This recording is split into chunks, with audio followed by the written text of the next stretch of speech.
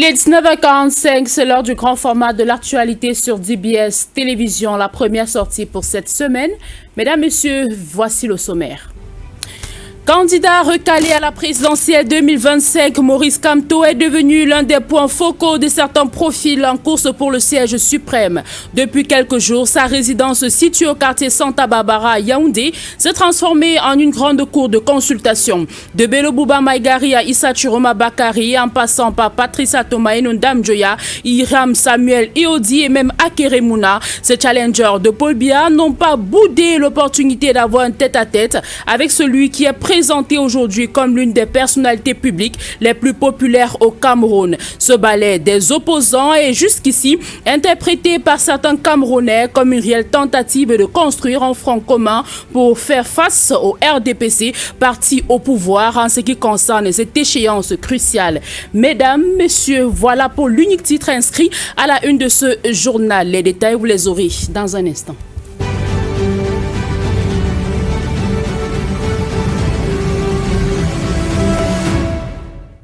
Bonsoir à tous et à toutes. Merci de choisir DBS Télévision pour vous informer. Prenons cette actualité avant d'ouvrir le registre consacré à la présidentielle. 4 morts et des dégâts matériels, c'est le bilan du drame récemment survenu dans la nuit du jeudi au vendredi sur la route de Boaneba à Mandjo dans le département du Mungo. Selon les informations relayées sur les réseaux sociaux, comme quoi les victimes se rendaient à un meeting du RDPC, il n'en est rien. Notre correspondant dans ce département a recoupé pour nous les informations de bout en bout. Franck Lunendifo nous donne les détails. S'étant abattus dans la localité, ils ont attendu jusqu'à 22 h avant de prendre la route après la pluie, chemin faisant à la traversée du pont de la rivière Mbour. Dès que nous avons traversé ce pont, nous avons trouvé qu'il y avait aussi une autre mare d'eau qui était à cet endroit. Et c'est un endroit où nous passons d'avant, nous ne trouvons pas de l'eau. Mais subitement, nous avons trouvé l'eau. Et si grand, de telle sorte qu'il y avait une vague terrible qui nous a transporté directement. Donc la vague a transporté le véhicule. Et nous nous sommes retrouvés toujours dans les profondeurs. Je ne pouvais pas imaginer que ou si c'était par exemple dans le lit du ruisseau, mais vraiment, nous nous sommes trouvés que absorbé, tout le véhicule était absorbé, de telle sorte que nous sommes montés seulement dans les barres de fer qui supportaient la bâche. Sous le choc, les 12 personnes à bord de ce véhicule essayeront de s'extirper de l'eau avec les moyens de bord dans une nuit noire grâce aux lianes après que la voiture ait été retenue par un morceau de bois. La première victime, c'est qui? C'est moi. Il dit viens. Tu vois ça, ouais ça. Là, il envoie la liane. J'arrive, c'est comment? Le singe. J'arrive. On tire ma main. Ainsi de suite. Raison pour laquelle les 5 qui étaient derrière étaient sauvés. Mais je remercie M. le Président parce qu'à l'heure là, le Président, par la grâce de Dieu, est sorti et sauvé le village. Pas eu de blessés graves, mais il y avait ceux que les pieds ne pouvaient plus, les chaussures parties, les portables partis et tout et tout. Donc c'est de cette manière-là que nous sommes passés. Bon.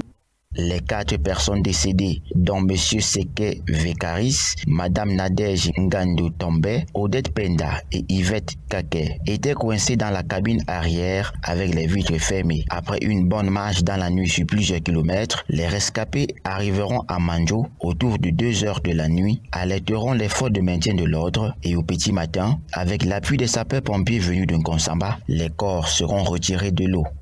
C'est un drame qui nous fait couler la sueur froide.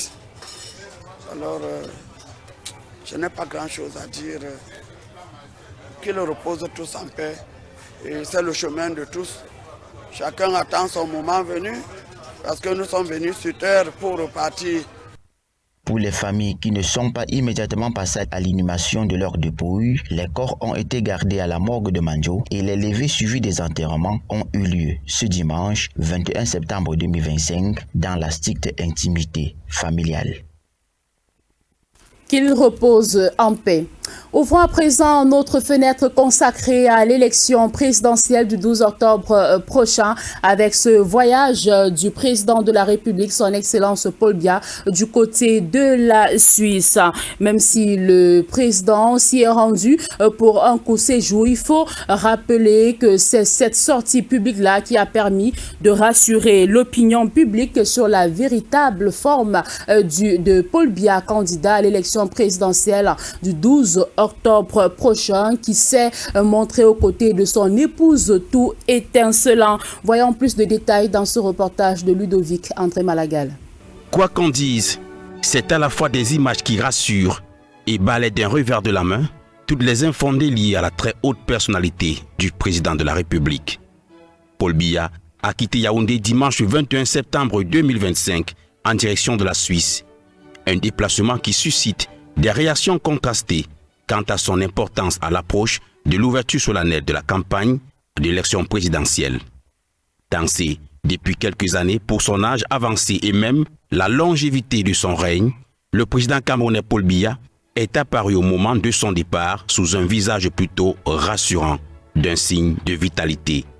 Les images de ce déplacement répondent là aussi indirectement aux critiques et rassurent l'opinion publique sur sa capacité à conduire aux destinées du Cameroun et calmer les inquiétudes des populations vilipendées par certains leaders d'opinion mal intentionnés. Pour son voyage privé en Suisse, le cérémonial était respecté, accueil au perron du palais, salutations officielles et entretien avec quelques personnalités. Ce départ intervient à quelques semaines du lancement de la campagne présidentielle, mais démontre à suffire de la volonté du chef de l'État de poursuivre ses missions diplomatiques tout en préparant les grands rendez-vous politiques au pays. La présidence de la République n'a pas donné de précision sur la durée de son séjour ni sur l'agenda du chef de l'État. Cependant, des sources diplomatiques évoquent un programme de repos, mais aussi des consultations discrètes. À son retour, Paul Biya devrait présider plusieurs réunions préparatoires et lancer officiellement la campagne de son parti, le RDPC. À chaque élection présidentielle, l'éparpillement des voix de l'opposition est pointé du doigt comme étant l'obstacle majeur à leur véritable déploiement. Rendu à quelques semaines du scrutin, des rencontres se multiplient au domicile du professeur Maurice Kamto, candidat recalé par le Conseil constitutionnel. Ce balai des opposants est jusqu'ici interprété comme étant, par certains, comme étant une réelle tentative de construire un front contre le RDPC, parti au pouvoir à lice pour cette élection. Une fois de plus, écoutons Ludovic André Malagal dans ce grand reportage. Santa Barbara, le quartier résidentiel situé dans la commune d'arrondissement de Yaoundé 5, abrite le domicile de l'un des candidats recalés pour la présidentielle par le Conseil constitutionnel. Annoncé pour mort politiquement, il semble pour certains incarner malgré sa mise à l'écart un leader fort dont l'implication serait nécessaire pour la mutualisation des forces de l'opposition face au parti au pouvoir. Comment expliquer cela? En effet, le domicile du professeur Maurice Kamto est devenu au fil des semaines un véritable lieu de rendez-vous pour l'opposition camerounaise. Chaque candidat de parti politique, des cadres et des figures de l'opposition franchissent ses portes dans un balai politique qui ne passe inaperçu. Cette effervescence traduit une volonté commune de renforcer l'unité face aux enjeux de l'élection présidentielle du 12 octobre.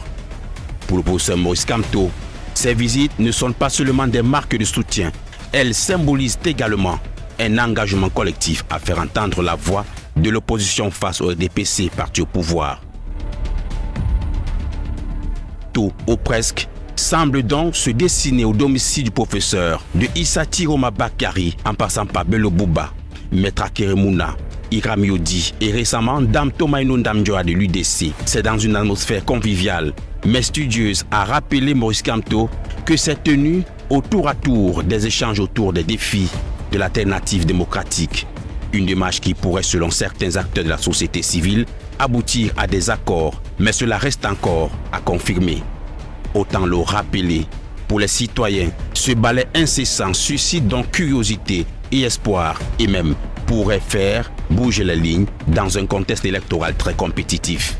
Pour y arriver, Les candidats sont appelés par une certaine opinion à se dépasser de leurs querelles personnelles pour proposer une vision commune afin de construire un front commun ou à tout le moins de dégager des positions consensuelles.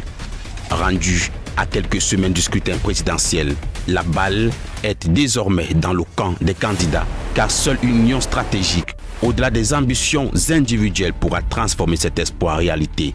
L'histoire, quant à elle, retiendra ceux qui ont su mettre de leur côté leurs divergences pour défendre une vision commune et objective.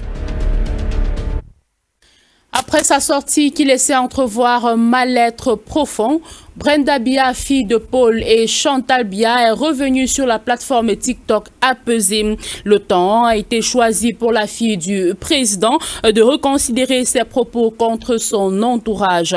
Dans un temps lent de repentance, elle promet de ne plus heurter sans rendre hommage à son père qu'elle considère comme étant un bijou. Colombe Katal nous en dit plus.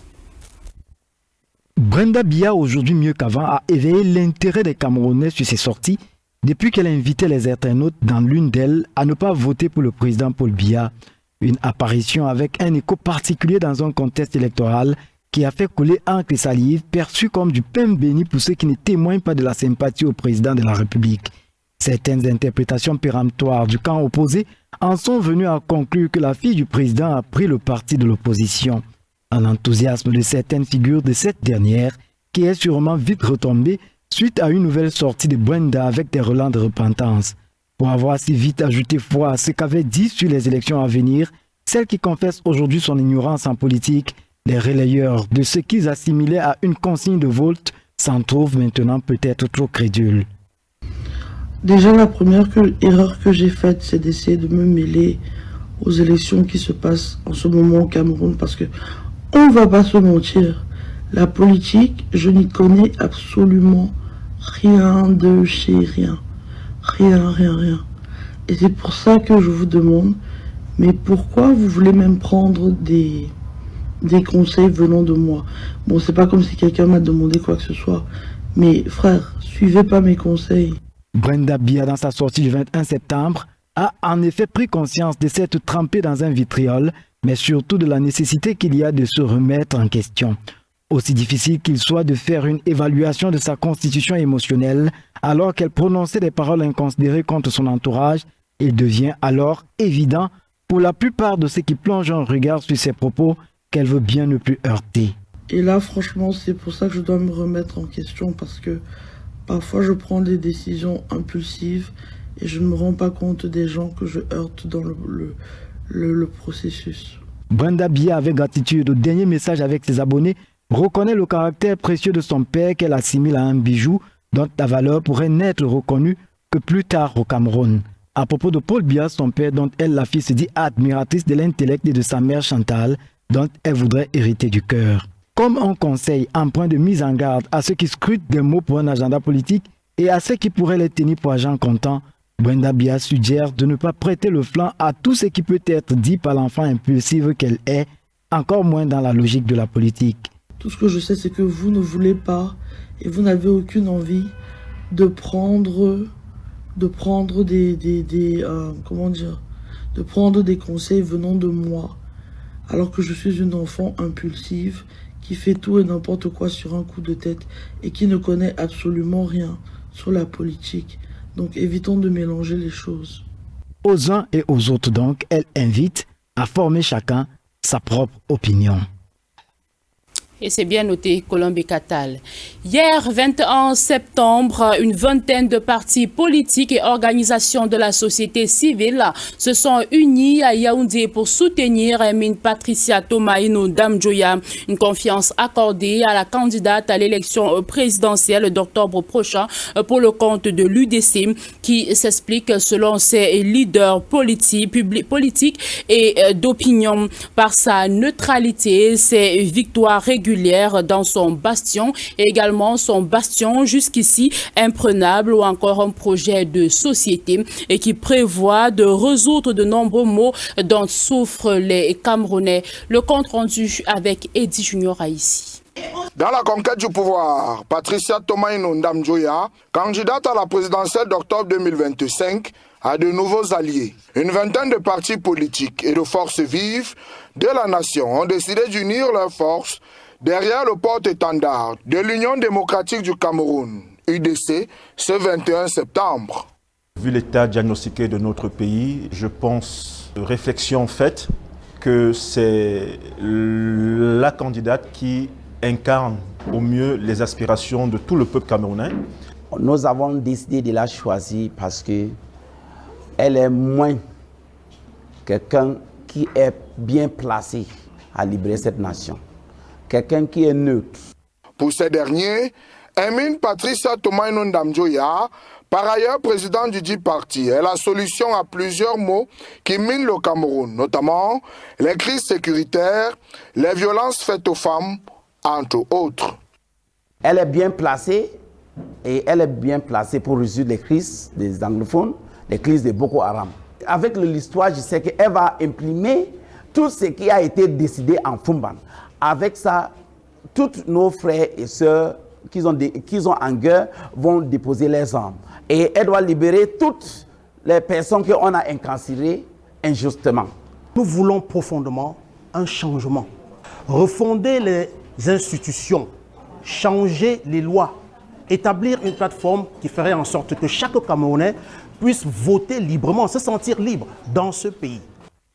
Aux travaux de la SEMAI, des ouvriers semblent abonder au profit de la candidate de l'UDC. Désormais, l'heure est à la conscientisation du peuple pour que celui-ci joue son rôle le 12 octobre prochain.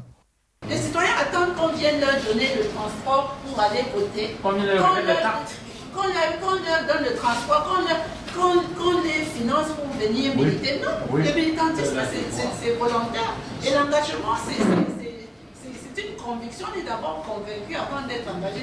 De par ces ralliements, c'est une volonté pour ces leaders politiques et d'opinion de construire une alternative nouvelle pour un Cameroun à l'agonie. Toujours dans le sillage politique, plus que jamais déterminé, engagé pour le changement. C'est dans cette optique que les membres des fédérations régionales du MRC Ouest ont tenu à l'Assemblée générale le 20 septembre dernier à Bafoussam. C'était à Bafoussam sous la houlette de Maître André Tassa, le président de la fédération régionale. La prochaine élection présidentielle était également au menu des échanges. Voyons tout cela dans ce reportage que signe Alexis Angwa. Le mouvement pour la renaissance du Cameroun est resté serein, même avec le rejet de la candidature de son leader. L'ambiance qui a régné au cours de l'Assemblée des structures de la Fédération Ouest en est une illustration parfaite. La question de la prochaine élection présidentielle a été au menu de l'ordre du jour.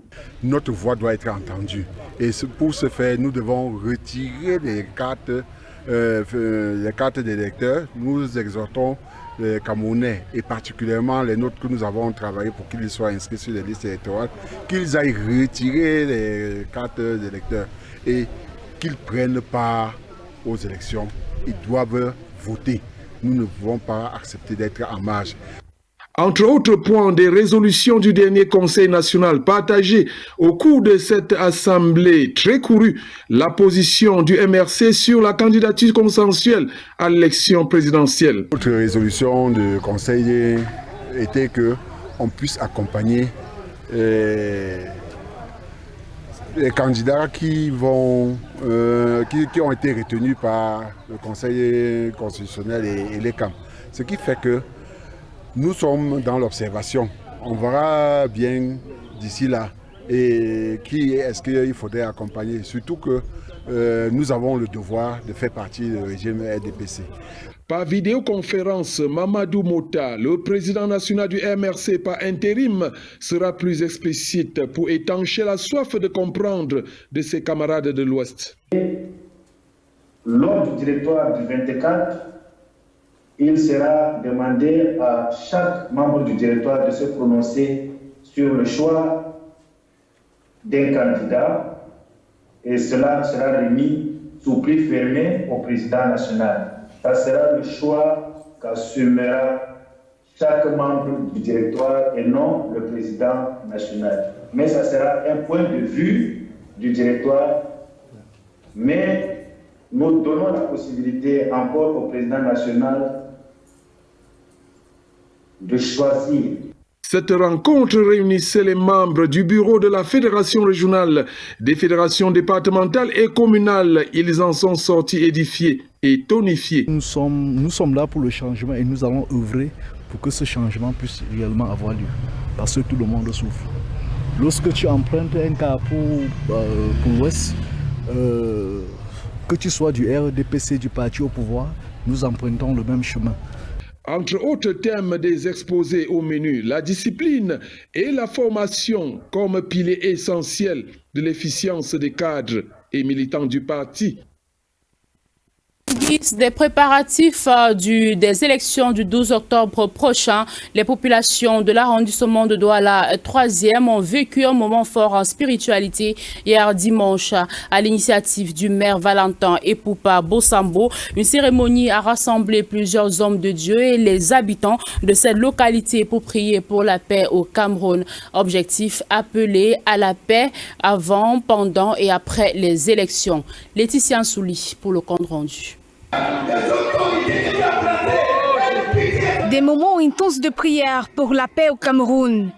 En prélude à la journée internationale de la paix, M. Valentin Epoupa, maire de la commune de Douala 3e, a organisé le dimanche 21 septembre 2025 une cérémonie de prière pour la paix avant, pendant et après les élections présidentielles du 12 octobre prochain. Pendant cette période de pré-campagne, puis ce sera la campagne, face à tout ce qu'il y aura comme attaque ou tout ce qu'il pourra avoir comme provocation, il faudra que le Camerounais continue à rester calme et qu'il préserve la paix. À l'appel, de nombreux hommes de Dieu ont répondu favorablement. Message d'évangile, la paix comme unique moyen pour une élection pacifique. Le développement social possible, durable, serein, sans la paix sociale.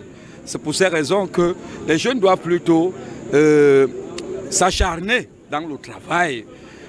Ils doivent s'acharner dans le travail et ne pas écouter ces discours que moi je traite de satanistes. En guise d'exemple par excellence, son Excellence Paul Biya, président de la République du Cameroun. Son Excellence Paul Biya, qui a fait tant d'efforts pour que nous soyons debout, nous devrons l'accompagner dans la mouvance de la paix, parce que chaque fois il parle de la paix.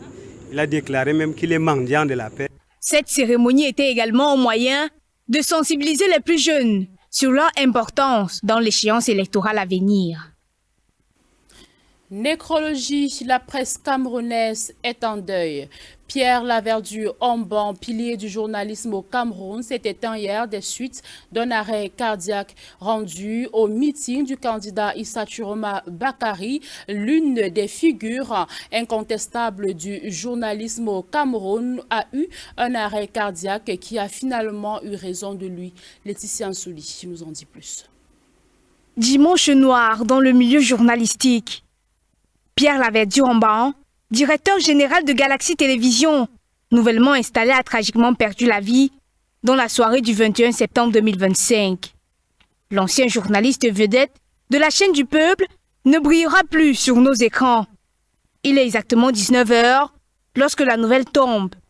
Dans un communiqué officiel, l'on apprend que celui qu'on considérait comme un maillon fort du journalisme au Cameroun s'est subitement éteint en plein exercice de ses fonctions en Ngaoundéré, des suites d'une attaque cardiaque.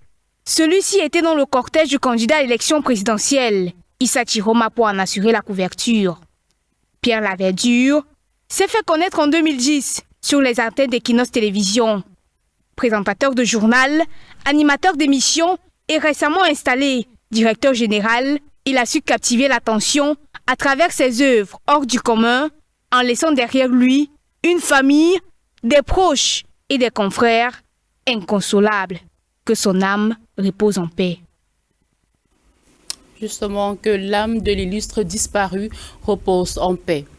Le ministre des Mines, de l'Industrie et du Développement technologique a effectué une visite dans le département de la Sanaga-Maritime pour inaugurer une cimenterie nouvellement implantée dans la ville de Deyam. Cette usine, dont le coût global d'investissement s'élève à 12 milliards de francs CFA, prévoit une capacité de production d'1 million de tonnes de ciment par an. Serge Etou. Le ministre des Mines, de l'Industrie et du Développement technologique a effectué une visite dans le département de la Sanaga-Maritime pour inaugurer une nouvelle cimenterie plantée dans la ville d'Edea. L'industrie camerounaise est en pleine expansion par les chaînes de valeur sur l'orientation des champions de l'industrie, son excellence, le président Paul Biya. Nous avons beaucoup de chaînes de valeur. Celui-ci représente la chaîne de valeur calcaire, ciment. Cette usine, dont le coût global d'investissement s'élève à 12 millions de francs CFA, prévoit une capacité de production d'1 million de tonnes de ciment par an. Elle exploitera des ressources locales, notamment le calcaire et la pouzzolane, tout en important du cliquer pour compléter son approvisionnement. La production est destinée à couvrir non seulement la demande nationale, mais également à alimenter les marchés extérieurs. La production en effet commence doucement.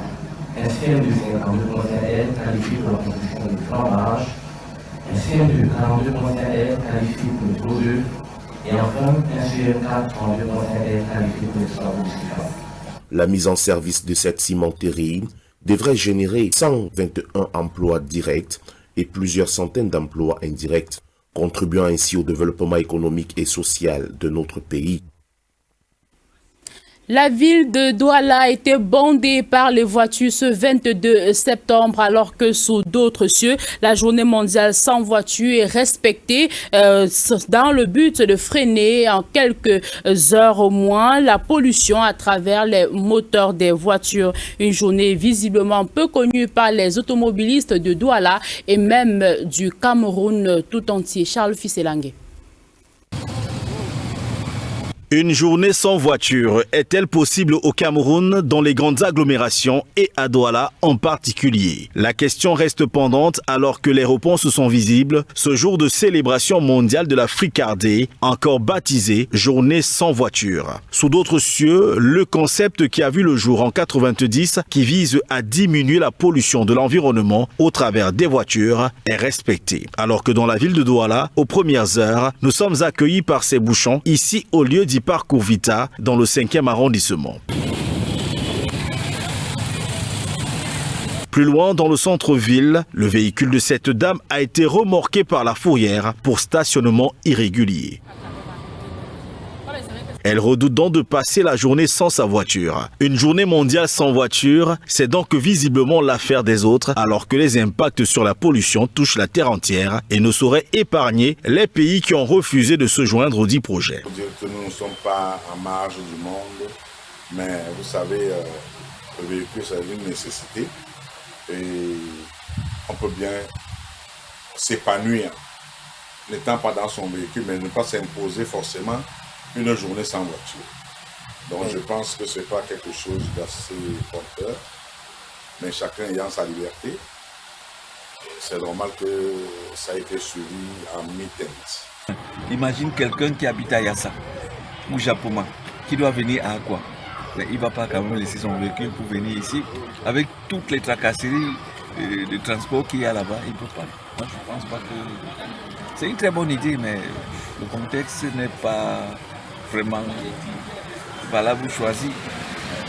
Rappelons que la journée mondiale sans voiture inconnue des Doualais est instaurée en 1999 pour une célébration chaque 22 septembre de l'année où dans certains pays, les usagers choisissent de se garer durant plusieurs heures à l'idée de participer à la diminution de la pollution de l'environnement.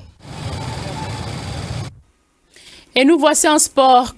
Colombe Sportive d'Undja et Lobo a fait match nul 0-0 avec Jaraf au stade Amadou Ahidjo hier. Malgré la domination et quelques occasions, les Camerounais n'ont pas trouvé le chemin des filets. Jaraf, solide en défense, repart avec un bon résultat avant le match retour à Dakar. Parfait, Apollinaire Bouli signe le reportage. La Colombe Sportive du Dja et Lobo n'a pas réussi son entrée en Ligue des Champions de la CAF face au Sénégalais Jaraf. Le dimanche 21 septembre 2025, au stade Amadou Ahidjo de Yaoundé, les Camerounais ont eu leurs occasions mais n'ont pas manqué de précision devant les buts, se contentant d'un résultat stérile de 0 but partout. Malgré la possession et quelques actions dangereuses, la Colombe n'a pas su concrétiser. Jaraf, solide défensivement et discipliné tactiquement, a su gérer le match et résister aux assauts locaux. L'expérience sénégalaise a payé, empêchant la Colombe de prendre l'avantage dans la compétition continentale prestigieuse. Le nul laisse les supporters camerounais sur leur faim. L'équipe doit maintenant aborder le match retour à Dakar sous pression, consciente que chaque erreur pourrait coûter cher. Pour Jaraf, repartir avec un résultat positif à l'extérieur est une belle avancée, tandis que la Colombe devra relever le défi pour espérer continuer l'aventure africaine. Et c'est avec cette page sport qu'on va clôturer cette édition d'information. Mesdames, Messieurs, merci pour la confiance que vous nous renouvelez à chaque fois. Ne bougez pas, ne décrochez surtout pas. Restez bien en compagnie des programmes de DBS Télévision. Juste après ce journal, vous avez rendez-vous avec Etoudi 2025, une présentation de Ludovic André Malagal et ses panélistes. Belle soirée sur nos antennes.